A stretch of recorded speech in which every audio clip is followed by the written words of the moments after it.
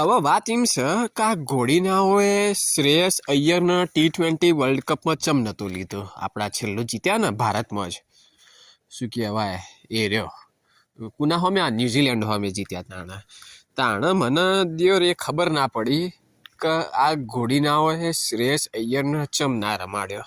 એની જગ્યાએ પેલા મૌર્યકુમાર સૂર્યકુમાર ચોહી આયા. હા, સૂર્યકુમાર યાદવ એના દિયોર ઢોકેણું ઝાલતા નહીં આવડતું. એના દિયોર એક તો કેપ્ટન બનાવ્યો, રમાડ કર્યો છે. તો હવે પ્રશ્ન એ છે કે ઓને ચમ ના લીધો. મુયો ના લીધો ના વર્લ્ડ કપમાં. તો બધું થઈ ગયું વાંધો નહીં એનો તો. પણ આ ફ્યુચરમાં લેશે કે આવું જ કરશે કે ગદ્દારી કરશે કે ખબર નહીં શું કરશે. આ ગૌતમ ગંભીરના જે હોય પેલા અગરકર હા એ બધા ફિલેક્ટરને ખબર નહીં ડૂબા જેવા ચોહી સિલેક્ટર બની ગયા છે. ઓના કરતા તો દિયોર પોનના ગલ્લાવાળો હારી ટીમ બનાવી આલે ઇન્ડિયા વાળાની. પૈસા એ ના લે ઉપરથી એ ખાલી એક રિંગ માર દેવાની કે ભાઈ કાલ મેચ છે ચઈ ટીમ બનાવીએ તો ગલ્લાવાળો કહી દે કે આમ ટીમ બનાવી દો. ઉપરથી એ હારી બનાવી આલે. કોઈ ખબર નહીં પડતી શું કરવાનું આ દિયોરોનું. બિચારો પેલો પાંડ્યો આપણો એને કેપ્ટનમાં હી કાઢ્યો.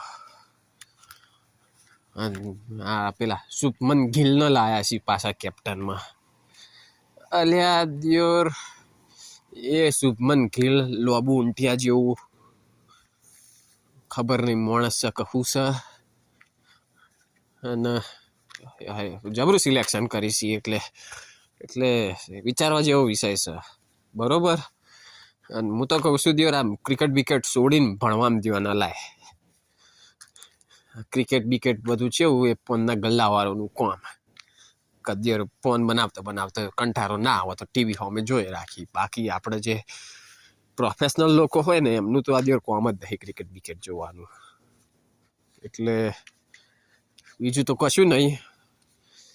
મારી સેજ દિલમાં વાત આવી તે મેં કીધું આપણા દર્શક મિત્રો જાણે શેર કરીએ.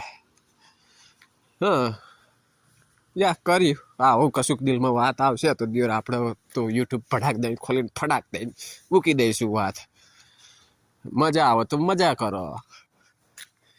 બાકી તો જુઓ વિડીયો પતી ગયો છે એટલે આવતી વિડીયોનો રાહ જુઓ.